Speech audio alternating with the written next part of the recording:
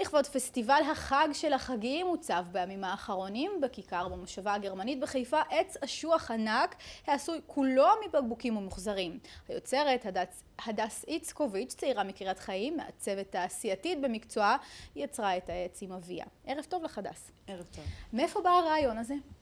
עיריית חיפה פנתה אליי שאני אשמח את התושבים עם עץ אשוח לחג החגים, והצעתי את הרעיון שאפשר לעשות אותו מבקבוקים מחוזרים, להגן על הסביבה, להעלות את המודעות הסביבתית.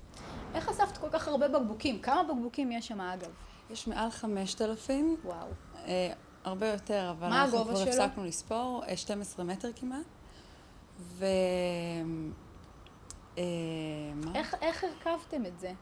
אני איך מבינה הרכבנו? שאבא שלך עזר לך. אבא שלי עזר לי, קוראים לו ארנסט, ומה שקרה, בנינו קונסטרוקציה ממתכת, מה שעמד בסופה עכשיו שהייתה. שזה גם טוב. מזל. ועליה חישוקים מ-PVC, והברגנו את הפקקים. אל הפקקים הברגנו את הבקבוקים, ושמנו תאורת לדים כדי לחסוך בחשמל. וואו, הכל, זה פסל שאומר כולו איכות הסביבה וירוק ובאמת חוסכת בחשמל ובבקבוקי פלסטיק. כן, להעלות את המודעות הסביבתית, איך אפשר להשתמש בחומרים ממוחזרים, לעשות משהו אסתטי, שונה אחר, ולהגן על הסביבה. כמה זמן לקח לכם לעשות את כל הדבר הזה? מעל חודש. מעל חודש. כן. ואיזה תגובות קיבלת? וואו, ביום ששמנו את העץ, פשוט כל מי שעבר צילם, צעקו תודה, אמרו תצלמי אותי עם העץ, דברים מאוד יפים. בלילה הוא נראה פשוט מדהים, כי יש גם אורות והוא ככה תואם לרקע הזה של הבהאים וכל ה... כן, השתמשנו ממש בתאורה שהיא קלאסית לחג המולד, את אותם נחשי תאורה. ובאמת הייתה דרישה שבלילה זה יהיה הרבה יותר מרשים מביום. אבל גם ביום זה די מרשים.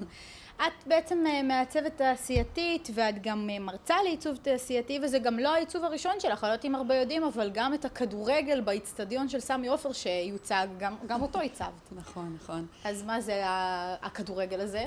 הכדורגל פנו אליי בשביל לעצב לאצטדיון סמי עופר כדור בשביל הטקס, הנחת אבן הפינה, וכל עמי ומיב שהגיע לאירוע, עידן עופר, סמי עופר, מנכ"ל הטוטו, יונה יהב, חתמו על הכדור, ובתקווה שביום הפתיחה של האצטדיון ישימו אותו בכניסה, וכל מי שעובר יראה את החתימות.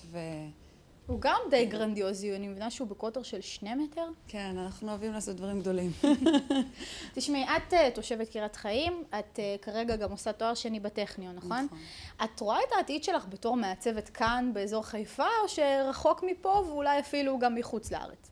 אני בעיקר עובדת בארץ, ואני באמת הייתי רוצה לקבל הרבה פרויקטים במחזור, בפרויקטים סביבתיים. גם בעצם מה שקרה זה שעיריית חיפה באה וביקשה 6 מטר עץ. אז אני הצעתי להם שבאותו תקציב, מחומרים מוחזרים, אני יכולה לעשות להם 12 גובה של עץ. בגלל זה, אם מציעים לי עבודה ואני ממירה את זה לתחום של חומרים מוחזרים ומחזור, אז אפשר להשיג הרבה יותר לפעמים. יפה, אז אפשר להוכיח באמת שזה גם ירוק משתי הבחינות, גם עץ שהוא איכות הסביבה, אבל גם משהו יפה. וחסכוני גם. תודה רבה, הדס, ותמשיכי לעצב דברים יפים. תודה רבה. תודה. לאט לאט ובהדרגה אנחנו הופכים למעצמה של אוכל. ילדים